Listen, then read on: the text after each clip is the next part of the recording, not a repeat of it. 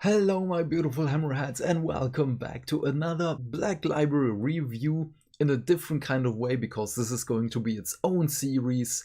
It's the Dawn of Fire series. The first book, Dawn of Fire. So this series began at the end of 2020 and I don't know if it was a flopbuster because it sold well, but many people were disappointed that it didn't get the hype it deserved, like the Horus Heresy series. Which, in my mind, is a little bit unfair because the Horus Heresy had over the years in which 40k is a thing. It was such a mythology, and to now finally witness it had much greater impact on a series like that. So it is my belief that there is a little bit of disconnect for the comparison with these two series. But this is only my kind of uneducated guess because I really did not pay any attention to the community as the books came out. I just wanted to enjoy the stories for myself. So please correct me if I'm wrong and this was a hit or a miss. So Dawn of Fire, the series, it really begins right at the beginning of the Indomitus Crusade. The Indomitus Crusade wasn't even a thing when the book starts. It starts with the final battle at the Terran Crusade when Guilliman and countless of loyalists are venturing to Terra so that Guilliman can meet with his father, the Emperor, and, well, have this little father-son talk, which was a little bit overdue, to be fair. Yes, and I'm an idiot. The first book is called Avenging Son. So we have a few main characters, and I don't want to get this wrong. We have, of course, Guilliman. We have Belisarius Cawl, which is amazing. We have Fabian Gelfrain, who is one of the first four Historitors, to which we will come in a moment. We have Fleet Mistress Cassandra. We have, from the Sons of Guilliman, Arios, Thotwin, Ikwa. And we have Inquisitor Rostov. I kind of skipped over a few of them because those were the ones who are really important. Oh no, I forgot one. As Navra Nissen. Let me start with her because she has a small role to play, but a kinda important one. Navra is a Scribum on Terra, and she's kinda on a lowly place. But she's pious and she does her work, and we get to see again, like with the Walls of Terra series, on what the below the downhive looks like and how she manages there what her life is as a scribe. And she finds a missive as she accidentally knocks down the tarot of the Emperor, and she sees this as a sign from him on Earth and says, okay, this is my quest now. This has to be seen by higher authorities. She has her own little adventure.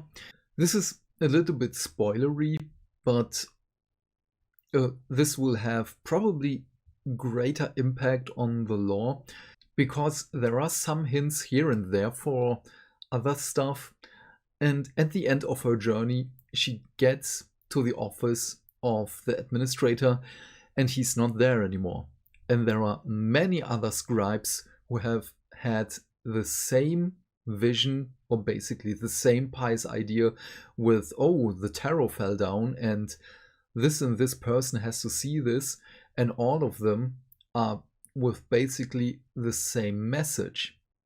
But no one is there to really react to it, so the office gets shut down in front of her and no one knows what to do. Everyone is just like, okay, what do we do now? All the things say, for the Lord Commander's eyes, Zone of the Dead, Nephilim anomaly, probable Xenos activity on an enormous scale, and another anomaly, Nephilim sector, Immediate action required. At rate of growth, Monumentia will soon be engulfed. Ships of soulless, damned vessels.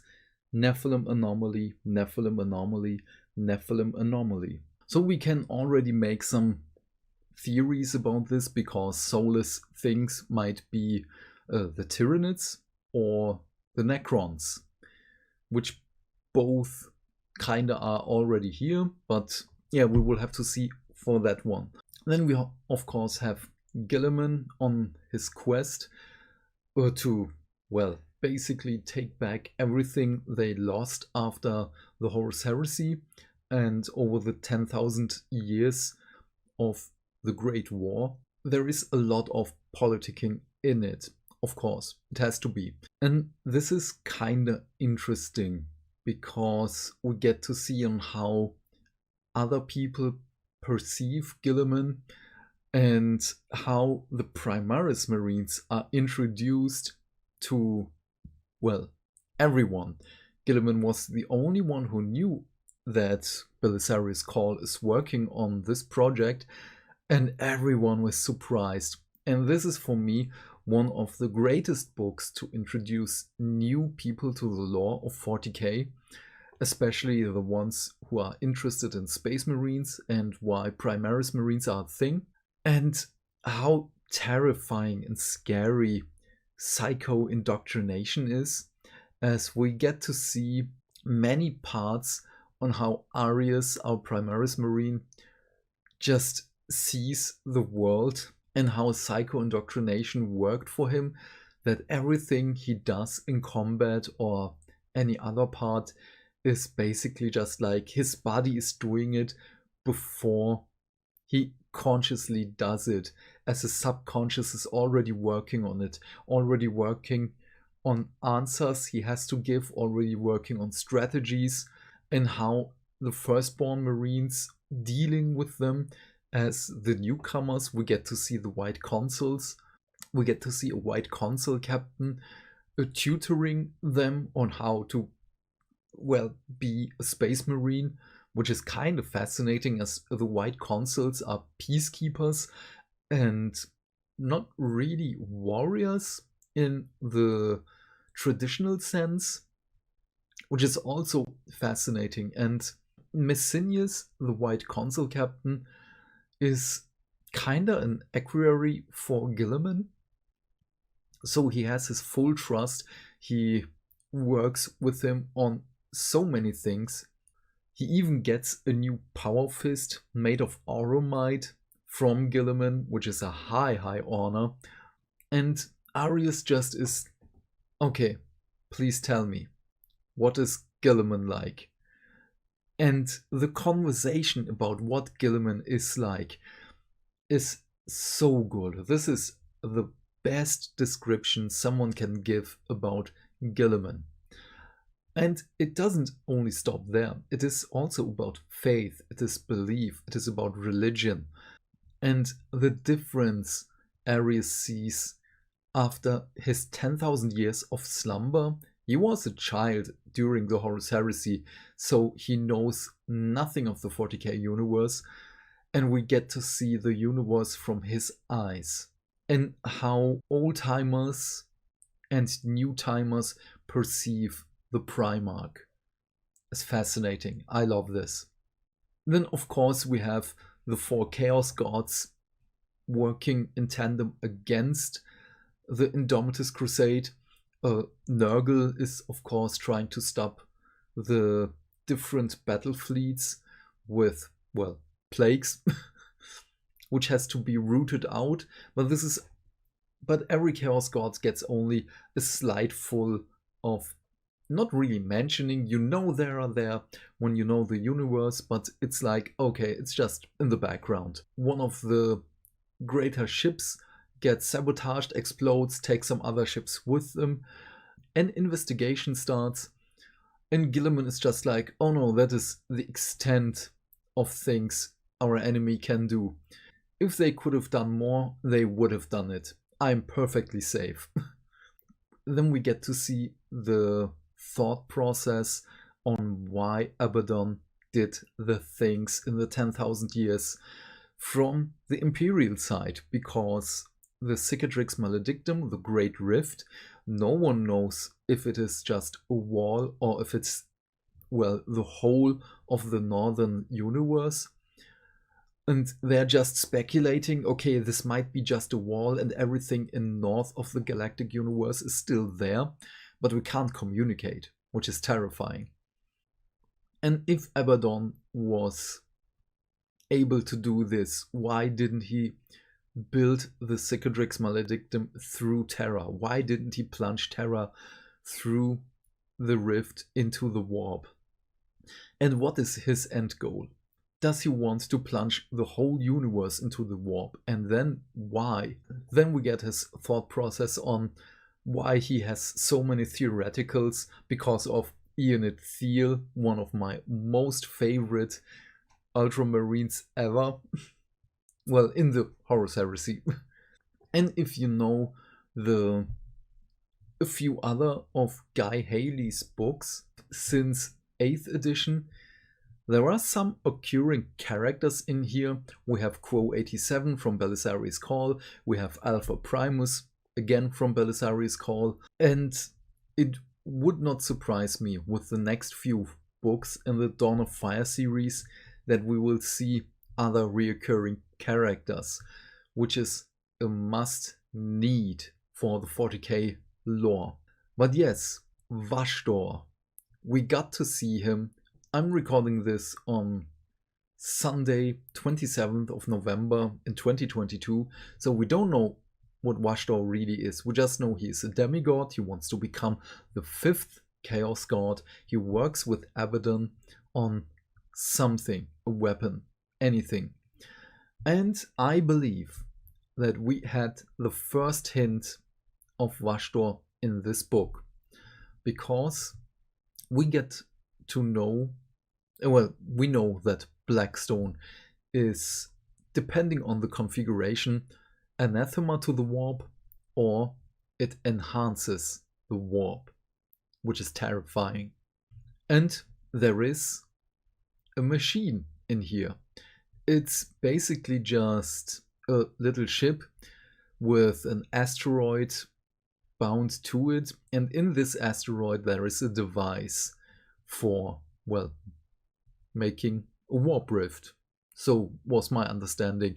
I might have been a little distracted on this part, but yeah, this machine is something terribly new, and only through Xenos tech they are able to do stuff with this.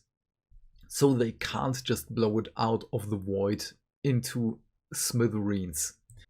Also very fascinating, one of my favorite chaos enemies, the Word Bearers, are involved. It's not the Black Legion, it's the Word Bearers. And of course, as an Ultramarine player, I have a very special place in my heart for them. If you know the Horus Heresy saga and the greater part of the 40k lore, there are many Easter eggs for this, especially at the end when Fabian has written 3 or 4 books for Guilliman, and he starts with, I was there the day blah blah blah, and Guilliman is just like, I know this. And Fabian has this idea because of Kirill Sinderman, which is also again an Easter egg for the Horus Heresy, and so on and so on. So there are many things to love in this book. One of the things I did not like was near the end, it was just too much fighting, was maybe the reason I got kind of a little bit distracted on the what does this machine do in the asteroid. If some of you knows, please write it in the comments. As I've said, my understanding is that it would make a warp rift or just expand the Great Rift. So, but for whom is this book? I kinda grazed over both. It is for veterans and newcomers. As for newcomers, many things are explained in this one. And for veterans, it is because there are so many nods and Easter eggs in it.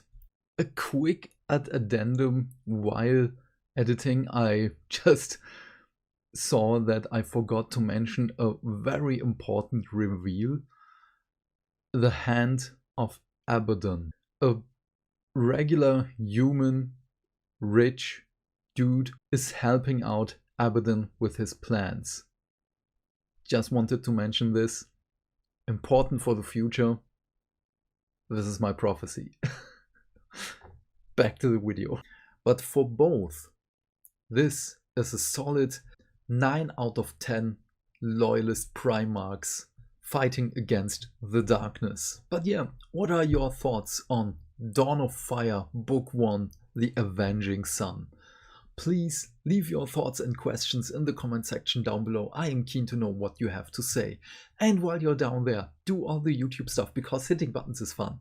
If you want to support the channel and you don't know what to say, just write Indomitus in the comments. Have a great day, my friend. Stay fantastic. Stay hydrated. And I will see you in the next video. Bye!